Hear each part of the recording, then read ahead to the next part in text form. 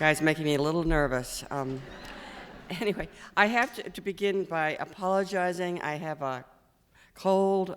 If I start coughing convulsively, just get out your cell phones and amuse yourselves for a minute, and I'll be back.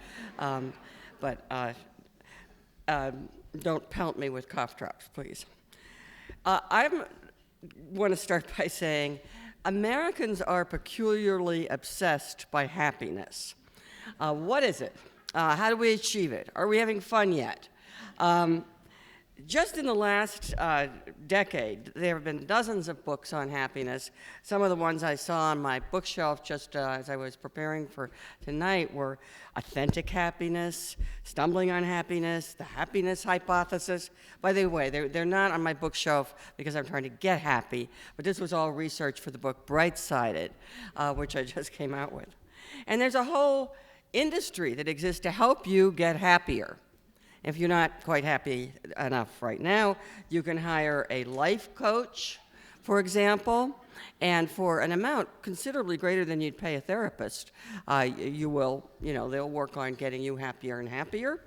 I liked this, you can take a good mood safari for only about $4,000 to New South Wales for 5 days, which will turn you into a happy person.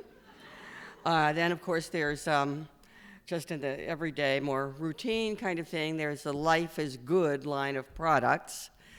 Do you have them here? I don't know why they bother me so much.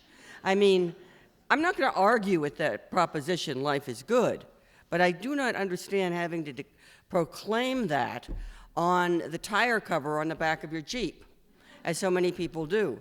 I was actually in the grocery store in Alexandria, Virginia, where I live, a couple of weeks ago, and the man behind me in line had a T-shirt on it said, "Life is crap."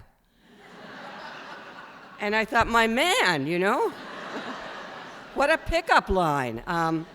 Anyway, more seriously, Americans make up 2/3 of the world market for antidepressants. We're using them. And there was quite a bit in the media, I don't know if you noticed it recently, about a recent sort of study purporting to show that women in America and industrialized countries have gotten less happy since 1972. This really alarmed me because you know what Phyllis Schlafly and others concluded from that. Actually, if you ask me about this afterwards, I'll talk about what's wrong with that study. But I have a lot of problems with this emphasis on happiness, and not because I'm a grouch. Part of it is just, what are we talking about with happiness? What do we mean by that word? Is it contentment? Is it self-satisfaction? Is it anticipation of good things? I have taken some of the happiness tests, the self-tests, on the internet and in some of these books on happiness, and I never know how to answer questions like, I am totally satisfied with my life. How can I say that when there's anybody suffering in the world? So I draw back from that, and then there goes my happiness score. It's a very diffuse notion, in other words, and not very amenable to any kind of scientific conclusions, which we're always reading about. So I would like to suggest another focus, much sharper, not diffuse, and that is not happiness, but joy. And I want to argue that one of the reasons that we have become so obsessed with happiness in our lives is that we have very few opportunities in our lives for acute pleasure and joy. Well, I'll leave out sexual pleasure anyway. And that ours is a culture sadly lacking in opportunities to experience acute and genuine joy. Now, all this line of thinking, and this is a line of thinking, we're not actually going to have a party here tonight, though I be fine with me. What I was reading, it must have been 10, 12 years ago now, reading, as I often do, about anthropology and, well, it sounds strange, but I often do like to read about anthropology and human evolution and so on. And I came across something that absolutely electrified me, probably because it evoked some sort of half-forgotten experiences of my own. What I came across, and I'm not the first or only person to come across this, but it kind of struck me with a lot of force, was that there have been organized ritual ways that groups of people have generated joy amongst themselves again and again in every part of the world. Now, my memories, my distant memories that were somewhat evoked by this were rock concerts. Anybody here from the 60s? Yeah, a few of us, yeah. Parties, and also I would have to say in my case, a distant memory of protests. Protests in the street, of marching in the street, when singing and chanting with thousands of different people, most of whom I didn't even know at all. How many of you have ever been to a club and danced all night, or a party? Oh, come on. Oh, come on, you know? Or experienced some kind of feeling of uplift and self-loss in another setting, maybe a church, maybe a rally, a sports event or something. Yeah, okay, all right. Yeah, you know the feeling. That is what I mean by collective joy. That's what I felt was sort of like a discovery when I was doing this reading years ago. And anyone who can find it in our largely joyless culture is truly blessed. And anyone who can find it again and again, I want to know their secret. What surprised me is that humans everywhere, as far back into prehistory as we can see, developed techniques for generating that kind of joy and used those techniques routinely. Now, these techniques, here's the recipe, sort of, include 1, dancing to music. Gotta have music, gotta have dance. 2, feasting, probably with some drinking thrown in, but very important to have some feasting. 3, costuming, which can include masking and body paint, but any of those things, something that completely changes you. And these activities are often accompanied, depends on the culture, could be processions, by dramas, sporting competitions, comedy shows, whatever. And these are almost universal. I mean, I do not know, other than our own, other than modern cultures now, any traditional cultures that did not have events, festivities, or carnivals where these things happened. When European explorers and colonizers fanned out over the globe in the 16th to the 19th century, they found rituals and festivities like this everywhere they went. They found them among Native Americans in this continent. They found them among Polynesians, Sub-Saharan Africans, North Africans, Indian villagers, Inuit people. Everybody seemed to have some festival, some way, some ritual of generating collective joy. If they costumed, they danced around a fire at night or whatever, and sometimes people, through these activities, actually experienced a state of such uplift that they went into a trance, distinguishable to observers by odd postures, no longer being responsive, and reportedly very strange experiences. Now, European explorers were, especially by the 19th century, were often really horrified by what they saw. And I'm going to give you a quote here. This is not from an explorer, but this is from an English visitor to Trinidad in 1845. So he's talking about an African enslaved population in Trinidad.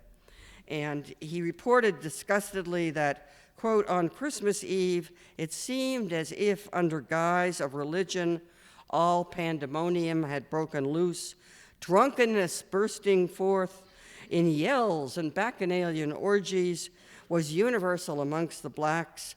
Sleep was out of the question in the midst of such a disgusting and fiendish saturnalia. The musicians were attended by a multitude of drunken people of both sexes, the women being of the lowest class, and all dancing, screaming, clapping their hands like so many demons. Now, that was a typical European response, in this case to African-derived, well, Euro and African-derived Christmas celebration. The Europeans tended to see these things and call them devil worship, call them savagery, call them lewd and obscene. They thought they were seeing some sort of spontaneous outburst of savage impulses that Europeans, at least, were refined and civilized enough to repress. And in fact, I would say this response to native people's rituals and festivities became a central part of white racism as it has persisted. The Europeans thought that one of the key things that made them superior to the people they conquered and enslaved around the world was that the Europeans, never did such wild things themselves. But they were wrong, wrong on all counts. First, they were wrong to see to describe what they were seeing as obscene. These events were not usually about sex, in the sense of couples having sex. Certainly, on all sorts of festivities, couples might sneak off at some point into the woods or into the darkness or whatever. But the real climax, so to speak, of many of these rituals or festivities, rituals anyway, was this achievement of a trance state in which individuals could report that they had some kind of communication with a deity or achieved unity with a deity. Another thing is that what they made the Europeans so wrong in their interpretation of this is that they were not viewing spontaneous outbursts of some kind of savagery or anything. What they were seeing was events that had taken a lot of preparation and forethought on a lot of people. Now we're going to talk more about that. But everything about it, the music, the face paint, the special foods that had to be prepared for the feasts, all of this could take weeks of preparation, months of preparation even. Another way the Europeans were very wrong is that they did not understand, many of them, what they were viewing was part of the European tradition too. It was just as much a European trait, in fact. To go back to the ancient Greeks, they engaged in ecstatic danced rituals so much that they needed to have a god who was specialized in ecstasy, in danced rituals, and that was the god Dionysus, I never know how to say it, a god of ecstasy. Women especially worshipped him, and in ways that now look, at least to someone like me, like a form of proto-feminist revolt. Really, that in one of the kinds of stories about the visits of the god Dionysus is that women would drop their housework or their weaving or whatever they were doing or taking care of their children, just drop it, run off into the forests and the mountains for wild dances lasting days and nights. Really. And this went on for centuries in one form or another. Off into the mountains, even in the dead of winter, women would go to worship the god. It was a really pious thing to do. You really had to do it. And then there is evidence, which I assembled in my book, Dancing in the Streets, that Christianity itself, until about the 13th century, was largely a danced religion. Now, this is a total surprise considering the attitudes, that later European Christians had. But churches, until about the 14th century, I think, had no pews. People did not sit or expect to sit for worship. They expected to move around. They expected to dance. When dancing was eventually banned in the churches, it went outside the churches, but not far, in the form of carnival or other festivities that were based on the church calendar. And again, you would have, this is the European carnival tradition now, elaborate productions with costuming, miming, or do you say memeing, whatever, one of those things, drinking, eating, and always dancing in the streets. People coming out of their houses, going from house to house, dancing together. People of all ages doing this. On other parts of the carnival tradition, not only in Europe but in other parts of the world, are other ways of breaking down normal kinds of hierarchy, such as mocking the powerful. In the European carnival tradition, that meant there might be a king of fools at the carnival, or there might be lots of people dressed up as priests and nuns and behaving obscenely on purpose. And they might carry this right on, like the Feast of Fools, in the Catholic Church. In France, another breaking down of boundaries I should mention, which is a feature of European carnival tradition and many others, is transvestism. Breaking down that gender barrier. And women dressing as men, men dressing as women. Like, let's get rid of that old identity. In France in the 15th century, there was so much of this, 1 out of 4 days of the year was devoted to such festivities. Can you imagine? People did not live to work as we do, they lived to play. I would just want to mention being at such a festivity myself 2 years ago. After I wrote the book, Dancing in the Streets, I had wanted to go to as traditional a kind of carnival as I could find in the world. And so I chose Trinidad on the basis of considerable knowledge of the Trinidad Carnival. And there you have all the elements. It brings together European and African traditions, a little bit of Asian traditions too. You have the costuming, and people work on those costumes. I interviewed a woman who's, well, there really didn't seem to be much to her costume except feathers, but, she was so enormously proud of it. And so many, weeks had gone into its making. It was also, so revealing. She didn't want her mother to see her in it, but, there was music for a week, contests, musical contests, battles of the band types of things, contests to see who was the favorite singer, and dancing, proceeding through the streets, individuals dancing, people dancing in sort of organized groups. And, in some ways, it seemed to me very highly organized and even a little bit commercialized. The way, you don't just most people don't go to carnival, they join a particular band, and then you participate with that band, which has its characteristic color for the year and so on. But it's not all exactly controlled. The high point of it for me was the first morning of carnival. There's a special festivity called Juvet, probably based on the French meaning the beginning or opening day of carnival.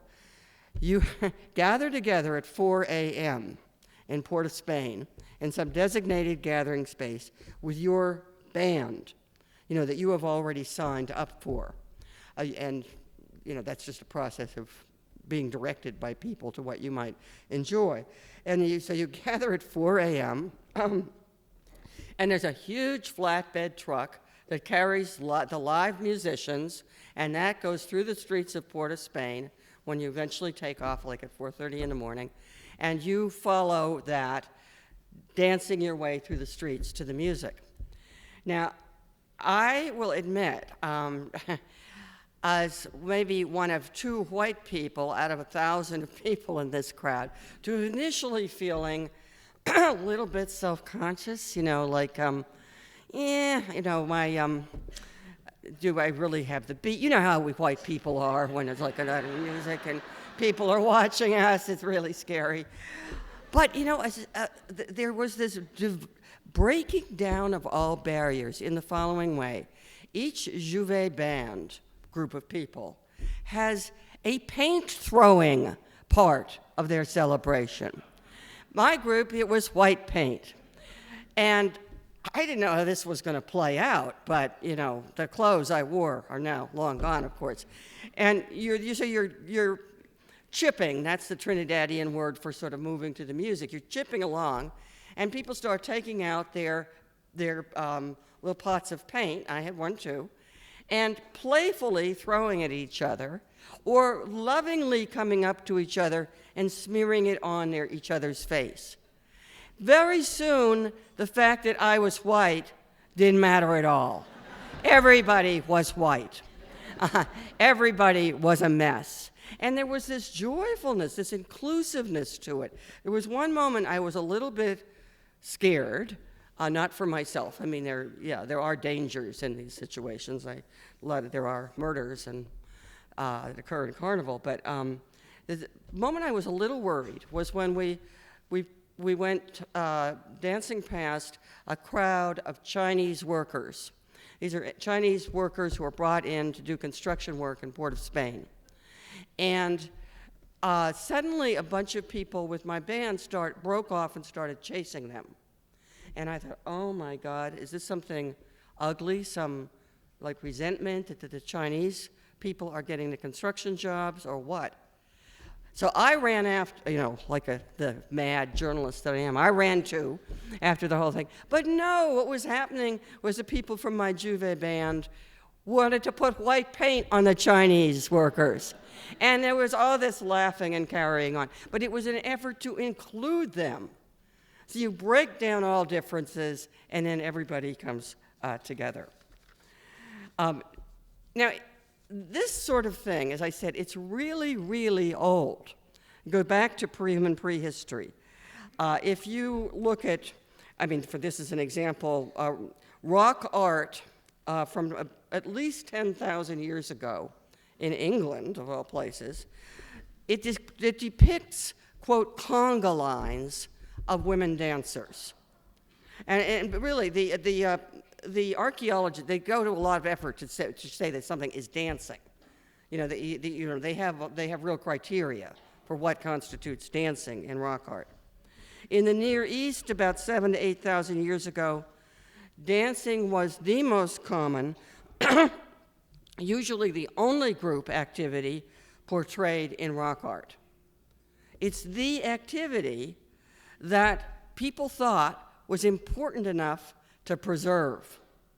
Within a few thousand years, we'd be seeing wars in art. We'd be seeing triumphal processions and so on.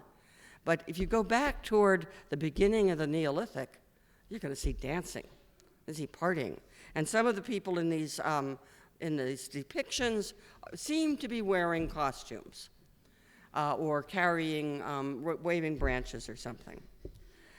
Now, there is evidence, which I will not talk about right now, but it's in my book, that this capacity for collective joy through some kind of synchronized rhythmic activities, such as dance, is hardwired into us.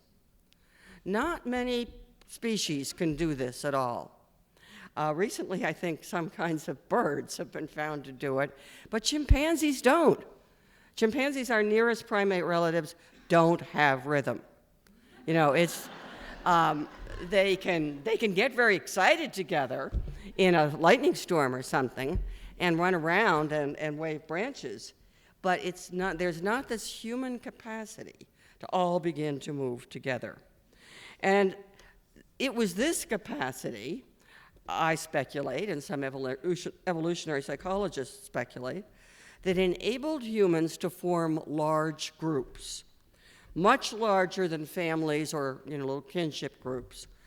And these large groups, 100, 200 people, were, the speculation is, and it's a pretty sound one, essential for collective defense.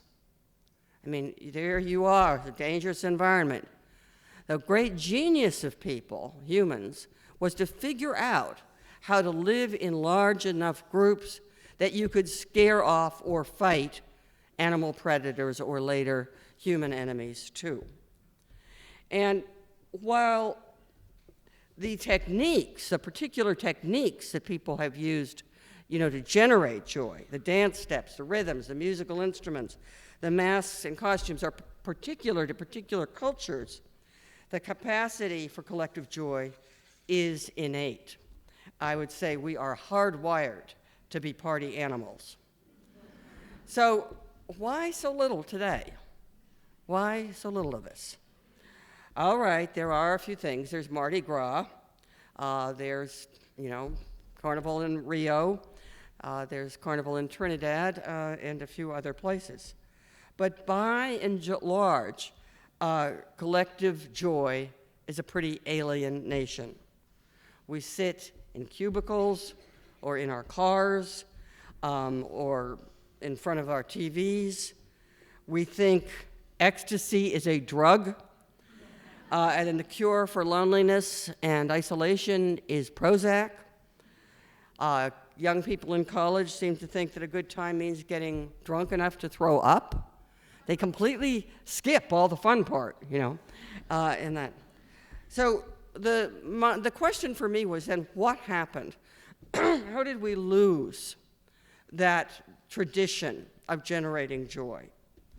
And very briefly put, that ancient and universal tradition of festivities and ecstatic rituals was deliberately repressed and stamped out and driven underground by people in power because they had become, and I'm simplifying and overgeneralizing here, these festivities had become at some point in the histories of so many cultures the festivities of lower class people, of women, as in the Dionysian example, of slaves. The Romans slaughtered Dionysian worshipers. The cult of Dionysus had crossed to Italy from Greece, and I think it was just, it was shortly before the birth of Christ, in fact, that there was this huge suppression of Dionysian worship by the Roman authorities, even more brutal than the well-known suppression of Christians that came later. The church fathers by the 4th century AD were fighting dancing, etc., in the church, and always associating it with women. That it was women who were being lewd. Now, we'll never know, were they actually lewd dances? I don't know. Or did it just look that way to these guys? But that was the charge. The Protestants, wow, they did a job on all this. They wiped out Carnival and most of that whole calendar of Catholic-based festivities that had filled the year. Throughout the world, as in the age of imperialism and colonization, missionaries crushed the ecstatic rituals of native peoples because they saw a germ of resistance in those rituals. They didn't like people in West Africa or whatever getting together and getting showing this kind of collective power together. In the colonies, slave owners banned drums. Very interesting. Partly that was because drums were used as a method of communication between slaves in different plantations, but also because that was central to rituals that people had brought with them from Africa. In the Caribbean and the American South, you find also bans on masking. You couldn't wear a mask. In the Muslim world, there is a fascinating parallel in the rise of Wahhabism. Now, the kind of extreme, and we call it often fundamentalist Islam, that is been the source of things like Al-Qaeda, once had come to power within Islam against Sufism, another tradition of Islam which included ecstatic danced rituals. And when the Taliban took over in Afghanistan in, I think, 1995, the first things they did was go after the Sufis because they represented, a complete alternative to what they were about. Now, why this repression in so many settings? Well, there was a threat.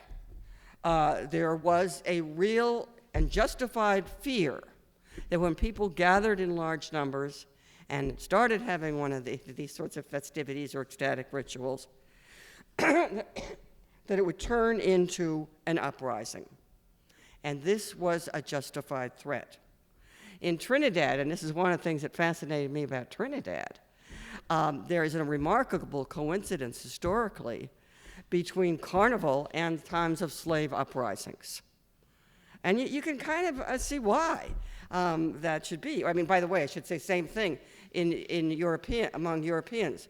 You want peasant revolts, you want urban working class revolts. They were tied to carnivals. They were tied to public festivities.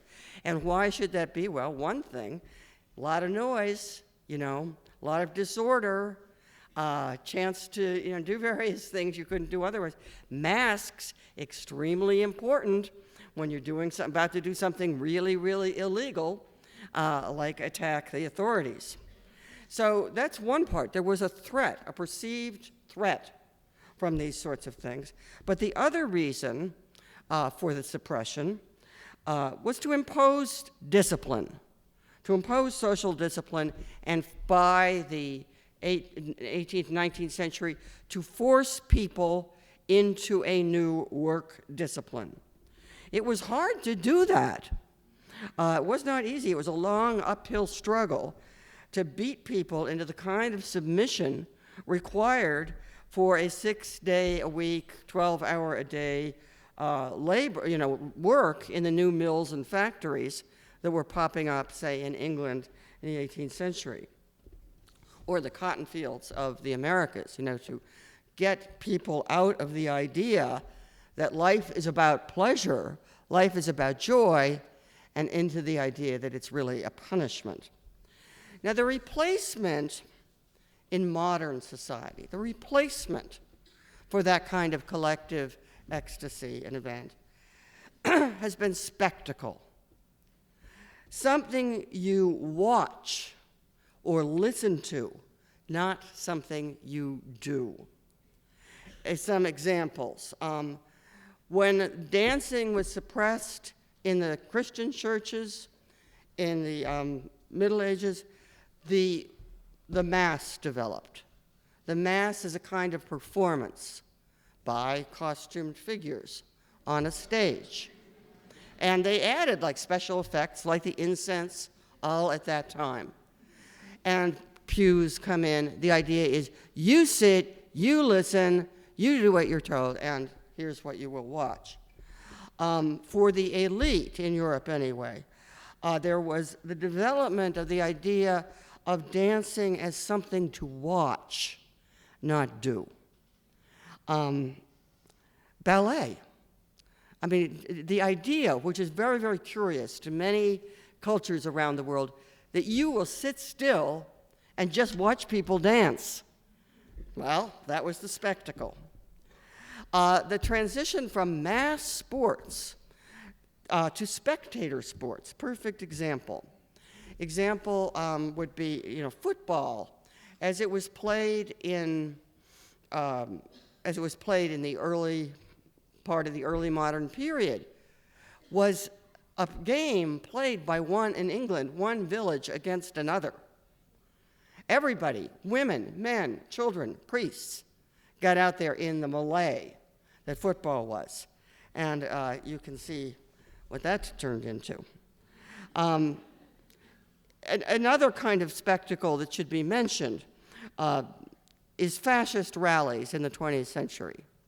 These were not examples of collective joy in the old sense of people participating in some way. They were really spectacles. If you watch the movie, what is it about Nuremberg?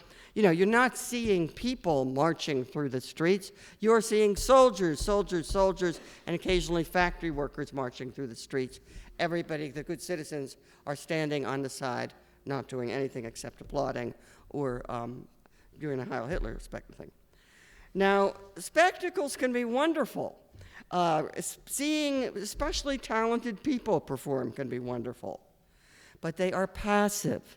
They involve no creativity on the part of the spectator. They rely only on eyes and ears, not the muscles of our bodies. You sit, at most, you put your hands together and applaud. So there's a tragic trajectory to this story about joy, from a human heritage which was rich in collective excitement, even ecstatic experiences through these rituals and festivities, to an era which we are still in of centrally controlled mass spectacles requiring only silence and stillness on the part of the masses. This would be a very sad story, except for one thing. People keep rebelling against spectacle. They keep trying to become part of it themselves and subvert it. And this is what the rock and roll rebellion of the 50s and 60s was about. It was fascinating, having known about some of these things, having actually lived at the time. But at the first rock concerts, well into the late 60s, when kids would refuse to sit. Now, they were supposed to sit and listen to the music. They would pop up and start dancing in the aisles. The police would be called in, stuff them down into their seats, and the music would continue, and the kids would pop up again, and sometimes after the concert, they would spill out into the streets, continue dancing, and it would be a, quote, riot, a rock and roll riot. And how could you sit still? I mean, that was the importance of rock and roll. It is, to me, it was music derived from the danced religions of West Africa and preserved in the African-American religious tradition until it became more secular in the 50s and 60s. But this was music that was designed to be danced to be moved to. And it still persists, but we hear it as music. I think we shut it out. Then another thing that fascinates me is a kind of subversion of sports spectatorship that has gone on since the 1980s, really all around the world, but very markedly here. So that people began to turn sporting events into carnivals that they could be stars in. Costuming, team colors, cheese heads, all kinds of things like that. So that you get to dress up. It's a different kind of occasion. Masking. I am the world's expert on the innovation, on how face painting entered into the scene in American sports. At first, even in the early 90s, people would buy regular paint and put it on their face. And then, of course, the whole industry arose of special dermatologically suitable face paint. And another fascinating thing about sports spectatorship that starts in the 80s is the introduction in this country and in some other places of a kind of dancing in the form of the wave. That is a synchronous rhythmic activity that thousands of people can perform at the same time. Now, in England, in soccer games in the 70s, they did other things. They did rhythmic clapping. In South America, in soccer games, people just danced, and still do in the stadiums. So that's like trying to create carnival and festivities again. Another thing, of course, is people create new festivities. Burning Man in recent years. The things pop up all the time. There's a whole underground that occasionally I hear about of not just club scenes, but networks of people that get together for ecstatic dancing. A Halloween as a holiday for grown-ups. That's pretty recent. I think we can thank gay culture for that a lot. But just saying, we want this back. We want a costume and be out there in the streets.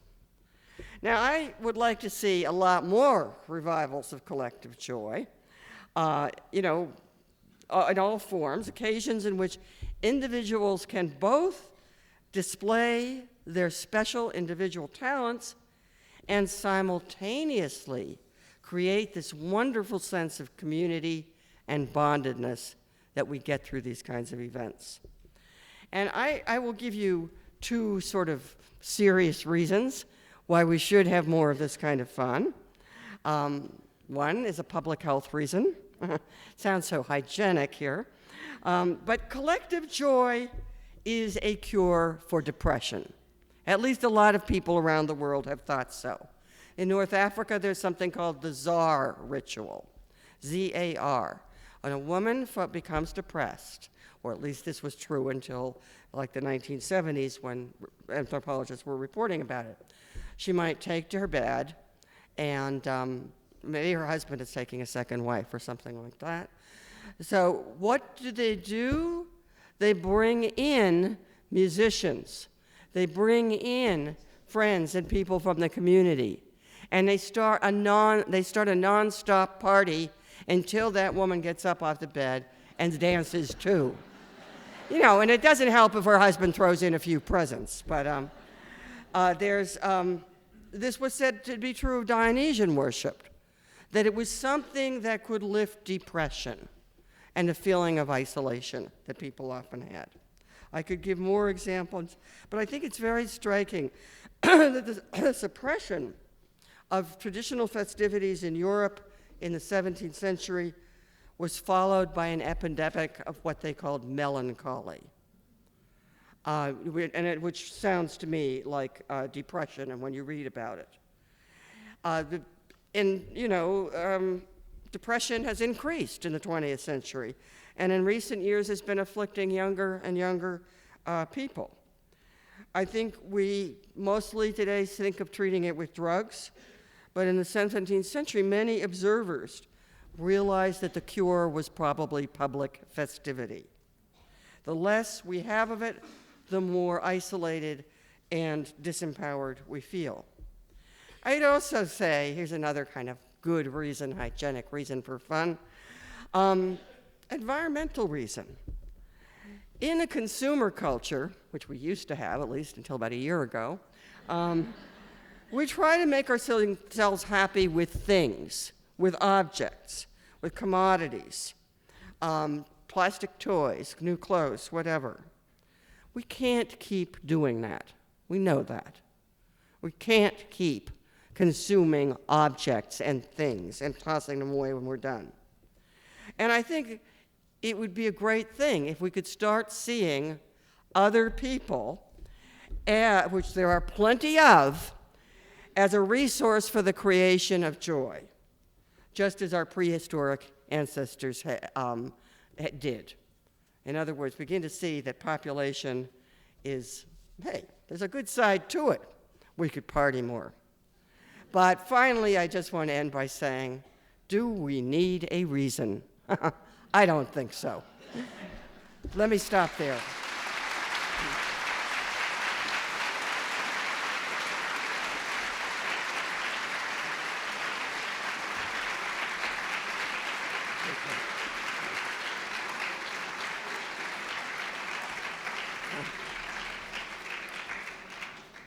So we have questions, comments? Oh, wait, there's a person who's in charge here who's running around with a microphone. I see this kind of joy on public transportation among teenagers, but the adults don't want them to enjoy themselves. And it's kind of sad. I would like to join in with them and feel that way again. That's right. Yeah, I mean, that's part of the generational tension often, is that teenagers are much better able at accessing this kind of thing. And I think it's threatening to adults, just as it was to powerful groups throughout history. Hi, I just want to know why you think the happiness study as it relates to women is flawed. Okay. All right, you asked about the happiness study. I'm glad you did, thank you. This is a study by Stevenson and Wolfers from the University of Pennsylvania. And my problems with their results, they show that they say women have become less happy since 1972. First of all, if you look at the raw data, there's no trend at all. It's just noise. They had to do a lot of statistical manipulations to extract anything like a trend. And given that happiness is already a slippery concept, that offends my scientific ideas.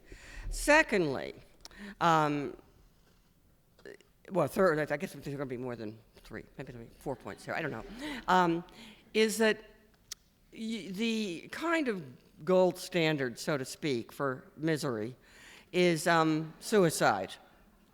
And so you would expect suicide rates to increase for women. They have not. Male suicide rates are much higher and remain higher. Thirdly, there's a strange thing that they find with their statistical methods, that one group of women has been getting happier and happier, African-American women. You know, they're the ones with all the money and the power and the access. And, you know, I think that deserves at least a little comment. Why are they getting happier? Finally, there is one other point about this. I've been in a kind of debate with these people, is that it doesn't, you can't say this is an argument against feminism, because in their own data, it doesn't make any difference whether a woman is employed outside the home or not, has children or not, has a double shift or not. It's nothing, So that wouldn't seem to be an argument about feminism. Thanks for asking, no. Get Sam to sit up.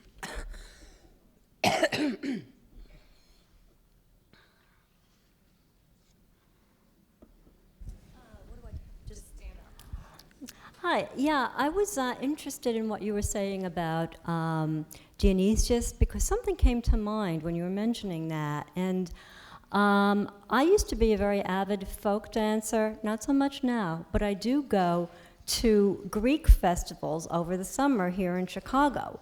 They're held, well, many people probably know, by various local churches, and they're meant to be fundraisers, but there seems to be sort of like a runner's high when I go to these things. There's dancing, lots of music. I don't see much in the way of costuming. But anyhow, I just thought I would throw that out. By the way, maybe this shouldn't matter. I'm not Greek American, but somehow I just get caught up in these festivities. I think they're very, very joyful. And some of what you said reminded me of that. Mm-hmm. Well, thank you. So there's a tip. Greek festivals in the summer in Chicago. Thank you.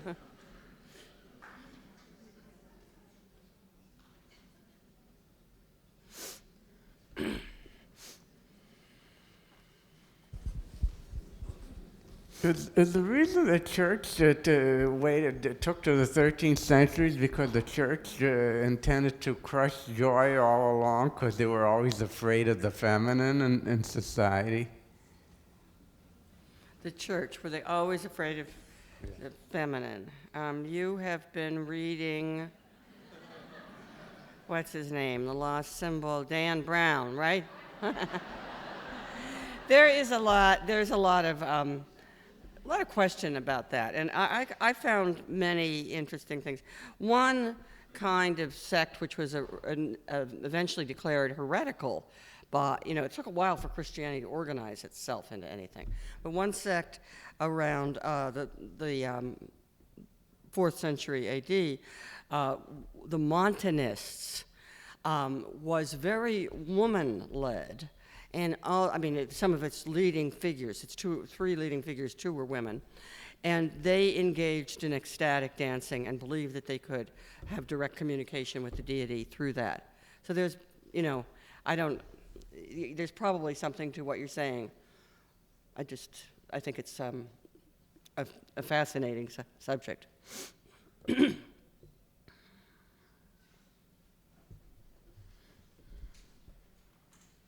Hi. The last time I saw you was on the Daily Show with Jon Stewart, where you were talking about your inalienable right to be, cranky over breast cancer, which I agree, it's due. And now you're writing a book about dancing in the streets. I'm kind of interested in, what thought process went from one book to the next? Okay, well, actually, Dancing in the Streets came first. This was a big historical, anthropological, etc. book, which was originally published in '06. The current book, Bright-Sided, which got me on Jon Stewart's show, pinnacle of my life, right? Was it really grew out of more, sadder things about, social control, really, how people are kept in line, even in the face of economic injury and insult, and so on. But the connection, for me, as I said, so, a lot of this, talk about positive thinking and the happiness industry and so on, it seems to me, having kind of immersed myself for so long in the stuff about collective joy, just to speak to the absence of real joy in our lives. When people have to scratch their heads and ponder, am I happy enough, etc., it shows. We've forgotten what real fun is like.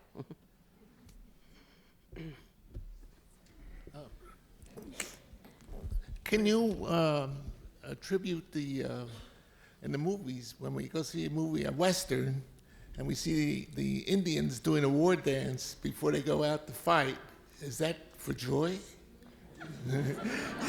Wait, who danced? I missed the first part. Could you just... Well, they dance around a fire all the time in the movies, and then they go out and attack. The Native American people? Yes. Yeah, but those were also, it was not, it's not just all like let's get up and dance. There's also, forethought. There's also planning.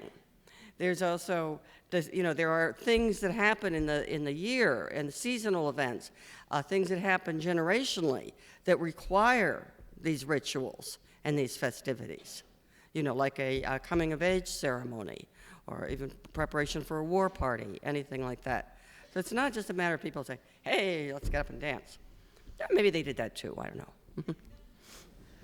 What about the Jews? The what?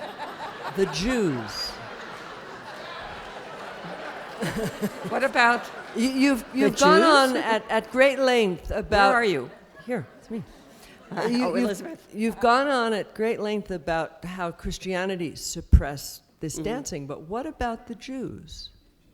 Yeah, this is interesting. Thank you. This is Elizabeth Zimmer, who's on the program too. There is certainly in ancient, Hebrew texts, a tradition, references to traditions of ecstatic rituals and festivities. The thing that sticks in my mind is that the syllable H-A-G, Hag, which is a part of many words for ritual or festivity, originally meant standing or dancing in a circle. So they were, the ancient people, Jewish people certainly did have ecstatic traditions and seemed by the time of the Hellenic period to also be worshiping Dionysus. And I don't know what that's about. But they had, you're not supposed to be worshiping any of those pagan gods, but they were. Then I don't know what all happens in all the years of history, but you don't get an ecstatic anything in the more recent period, modern period, until the Hasidim in the 18th century began their traditions of a danced, festivity / religious worship.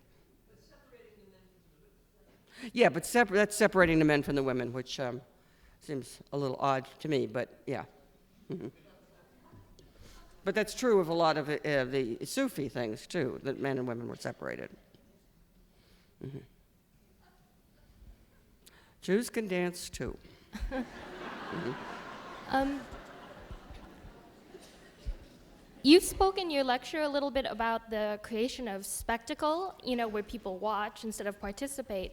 And I was wondering about, I know that in certain cultures, the people who are the spectacle, the people who perform the spectacle, have a special role in society. Is that true in, the cultures, all the cultures you studied, or is there something specific or, different, about their role that makes them capable of performing the spectacle as opposed to everybody else who has to sit and watch? Mm-hmm.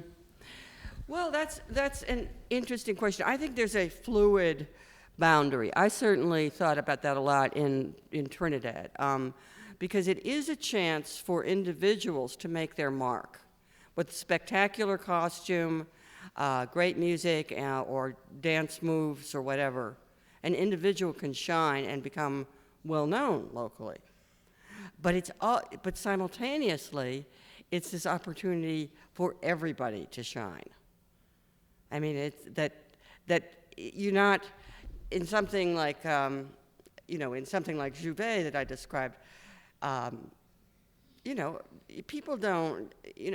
All kinds of people, old people, are dancing too. You're not thinking, "Am I the greatest? Am I really fit?" Unless you're an inhibited white American like me, coming and thinking, "Can I really dance in this?" Because it's for everyone, but it's simultaneously a time when somebody who, in the rest of his or her life, is a bank teller or a hotel housekeeper, suddenly, becomes a star. I love it. So we'll be taking 2 more questions, and after this, Ms. Ehrenreich will be available to sign books in the lobby. Hi. The way you have presented this lecture tonight is as a spectacle. And I wonder if you might find it helpful to bring in something like 4 African drummers and put them out there and do an experiential about what it's like to bring this audience into one of these kinds of experiences so that they could understand it. All right, I want everybody to samba or chip their way out of this room. Good night.